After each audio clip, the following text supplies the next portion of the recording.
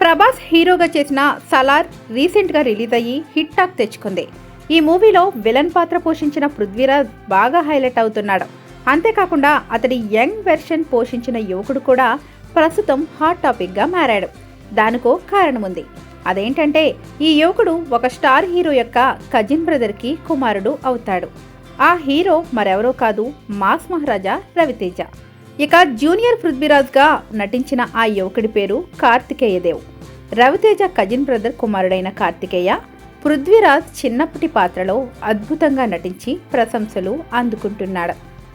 ఇతడెవర్రా అని ఆరా తీస్తే రవితేజకి దగ్గర బంధువు అని, వరుసకు కుమారుడు అవుతాడు అని తెలిసిందే. దాంతో చాలామంది ఆశ్చర్యపోతున్నారు. కార్తికేయదేవ్ ఒక 10th స్టాండర్డ్ స్టూడెంట్ అని తెలుస్తోంది. సలార్ సినిమాలో పృథ్వీరాజ్ చిన్ననాటి పాత్ర కోసం ప్రశాంత్ 100 మంది పిల్లలను ఆడిషన్ చేశాడట. కానీ ఎవ్వరూ నచ్చలేదట. చివరికి కార్తికేయదేవ్ గురించి తెలుసుకొని అతడిని చూసి బాగా ఫిదా అయిపోయి అతడినే సెలెక్ట్ చేసుకున్నాడు. ప్రశాంత్ నీల్ పర్యవేక్షణలో కార్తికేయ నెల రోజుల పాటు రిహార్సల్ చేసి 15 రోజుల్లో తన పాత్రకు సంబంధించిన షూటింగ్ పూర్తి చేస్తాడు. ఈ విషయాన్ని కార్తికేయ ఇంటర్వ్యూలో స్వయంగా తెలిపాడు.